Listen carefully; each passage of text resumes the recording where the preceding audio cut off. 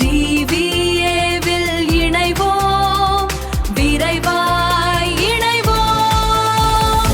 TVA TVA வைத்தியர்கள் அங்கீகாரம் பெறுவோம், ஒன்றாய் இணைவோம், பாரம்பரியம் காப்போம்.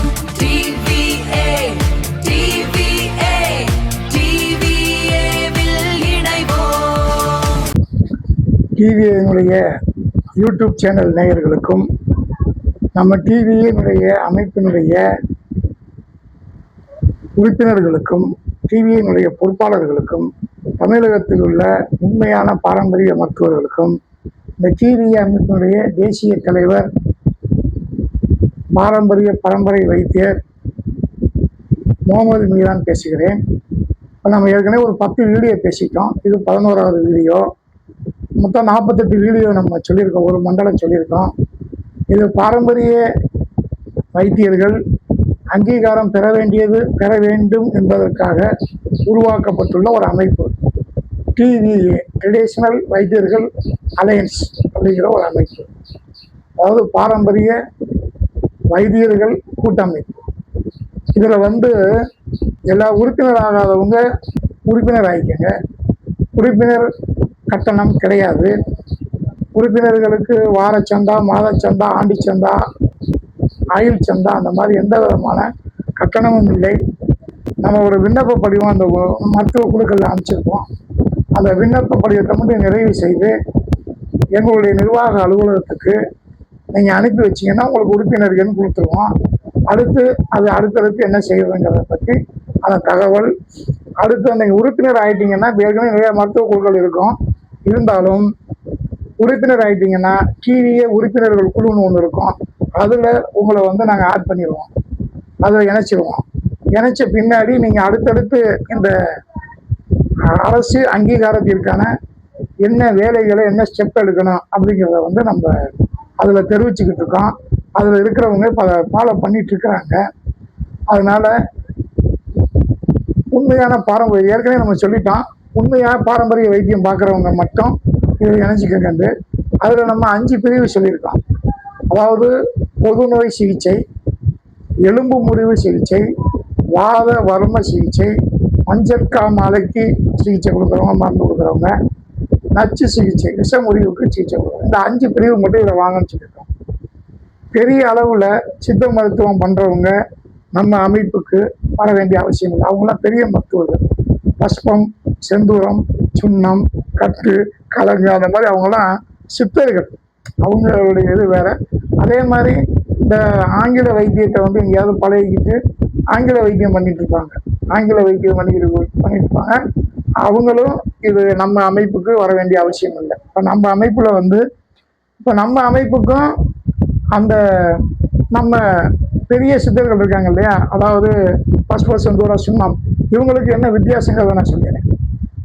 அவங்க மருத்துவமனைகள் கைவிடப்பட்ட நோயாளிகளை குணப்படுத்தக்கூடியவங்க, சிகிச்சை அளிக்கக்கூடியவங்க அவங்க.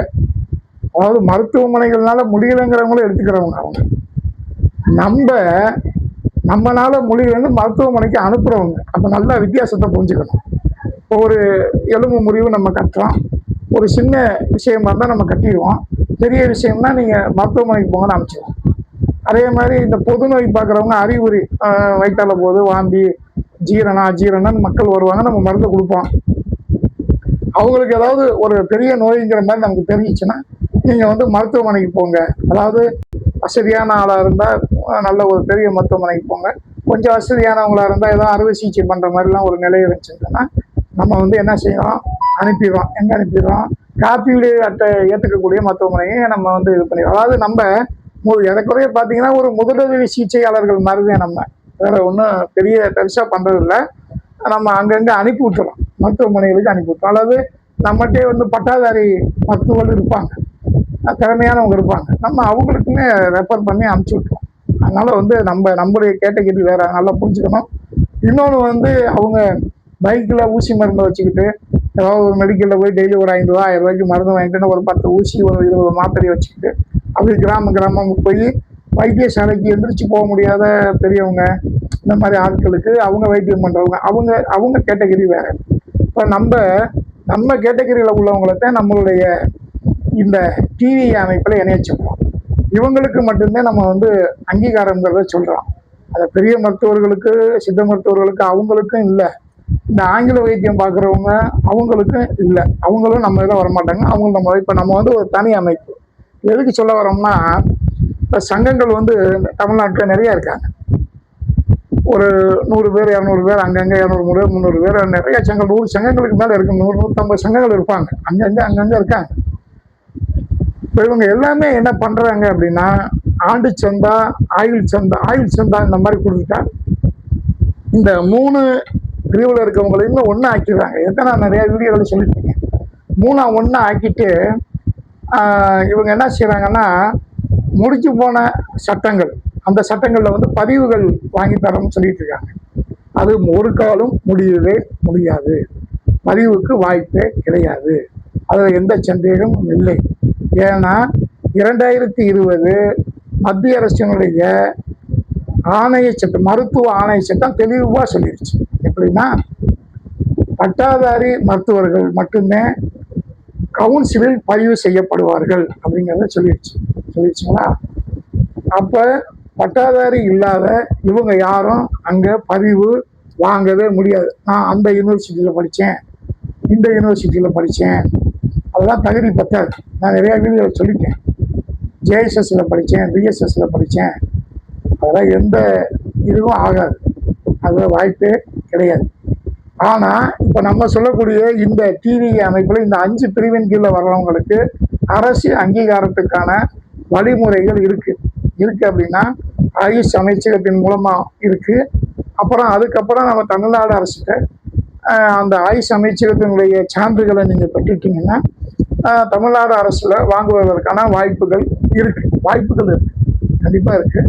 அதனால் இதில் இருக்கிறவங்க விரைவாக இந்த மாதிரி உள்ளவங்க, அதாவது கட்டு போடுறவங்க, வர்ம வைத்தியம் பார்க்குறவங்க, சிறிய அளவில் பார்க்குறவங்க, நமக்கு பெரிய ஒரு வைத்தியங்களை வந்து மருத்துவமனைகளுக்கு அனுப்பிடுறவங்க, இவங்க எல்லாம் ஒரு குலையின் கீழே வரணும் அப்படிங்கிறதுக்காகத்தான் நம்ம இந்த டிவிங்கிற அமைப்பை வந்து நம்ம வச்சுருக்கோம். இதில் நீங்கள் விரைவாக சேர்ந்து நாம் சொல்லக்கூடிய வழிமுறையை படிப்படியாக நீங்கள் பின்பற்றினீங்கன்னா விரைவில் உங்களுக்கு அரசு அங்கீகாரம் என்பது கிடைத்து விடும். உறுதியாக கிடைக்கும், சந்தேகம்லாம் கிடையாது. இப்போ மற்ற சங்கங்கள் எல்லாமே வந்து எல்லாரையும் ஒருங்கிணைப்பு பண்ணி அவங்க வந்து முடிச்சு போன சட்டங்களில் வந்து போய் கேட்குறாங்க. இப்போ 1997 சித்த மருத்துவ மன்றம் அமைச்சாங்க. தமிழ்நாடு சட்டமன்றத்தில் சட்டம் இயற்றி தமிழக அரசு ஏற்படுச்சு. இதை பற்றி நான் சொல்வதாக உங்களுக்கு ஏற்கனவே சொல்லிவிட்டேன். இந்த 97 அந்த மன்றத்தை அமைச்ச உடனே நிறைய பேர் அதுக்கு விண்ணப்பிக்கும் போது ஒரு 3000 சில பேருக்கு அந்த போது அதில் ஒரு எலிஜ்மெண்ட் கொடுத்தாங்க. அப்புறம் அதை ஆர்எஸ்எம்கே மாற்றினாங்க. அதை இன்னமும் ரினியூவல் பண்ணி கொடுத்துட்ருக்காங்க, பண்ணிட்டு இருக்காங்க. அது போக மீதி பேருக்கெல்லாம் கிடைக்கவே இல்லை. அப்போ அதோட முடிஞ்சிருச்சு. அப்புறம் அதை ஏன் நிறுத்தினாங்க அப்படின்னா, அவங்க அந்த 3000 பேர் கொடுத்தாங்க இல்லையா, அப்போ அந்த ஐஏஎஸ் அதிகாரி, அந்த மன்றத்துடைய ஐஏஎஸ் அதிகாரி கொடுத்தவங்கள பார்வையிட போனால் அவங்க யாரும் நிறைய பேர் உண்மையான வைத்தியர்களாக இல்லை. அவங்க வேற வேலை பார்த்துட்டு இருக்காங்க. அவங்க அப்ளை பண்ணி வாங்கி வச்சிருக்காங்க. இப்போ இந்த மாதிரி இருந்ததுனால இது வந்து இந்த மன்றத்தை வைத்தியர்கள் முறைகேடாக பயன்படுத்துகிறார்கள்னு அதை நிறுத்தி வச்சாங்க. இப்போ நம்ம அதனால என்ன சொல்கிறோம் அப்படின்னா, உண்மையாகவே வைத்தியம் பண்ணுறவங்க, வைத்தியசாலை வச்சு நடத்துகிறவங்க, வைத்தியம் தெரிஞ்சவங்க, இவங்கெல்லாம் ஒரே அணியில் வரணும் அப்படிங்கிறது. அதாவது பெரிய பஸ்பசுந்தரம் பயன்படுத்துறவங்க கிடையாது. அவங்க வந்து சித்தர்கள், அவங்க லைன் வேற. நம்மளுடைய மருத்துவ ஆணைய சட்டம் மிக தெளிவாக சொல்லிடுச்சு. சித்த மருத்துவம், ஆயுர்வேதம், ஹோமியோபதி, யுனானி, அலோபதி, இந்த 5 மருத்துவ முறைகளும் அங்கே பதிவு பண்ணினால் மட்டுமே அந்த வைத்தியத்தை பார்க்க முடியும் அப்படிங்கிறத சொல்லிடுச்சு. அப்போ இந்த வைத்திய முறை பார்க்குற யாரும் இந்த அங்கீகாரத்துக்குள்ளே வர முடியாது. அவங்க வந்து பதிவு தான் வாங்கணும்.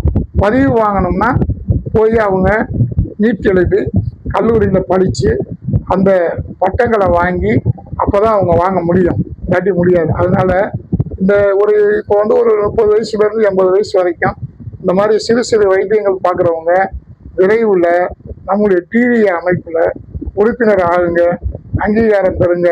நீ போகக்கூடிய காலங்களில் நீங்கள் அங்கீகாரத்தோடு நீங்கள் தைரியமாக தொழில் செய்வதற்கான ஆவணங்கள் செய்யப்படும் என்பதை கேட்டுக்கொள்கிறேன். நன்றி, வணக்கம். இந்த வீடியோ உங்களுக்கு பிடித்திருந்தால் லைக் பண்ணுங்க, எங்களுக்கு சப்போர்ட்டா இருக்க ஷேர் பண்ணுங்க, எங்க வீடியோவை தொடர்ந்து பார்க்க சப்ஸ்கிரைப் பண்ணுங்க.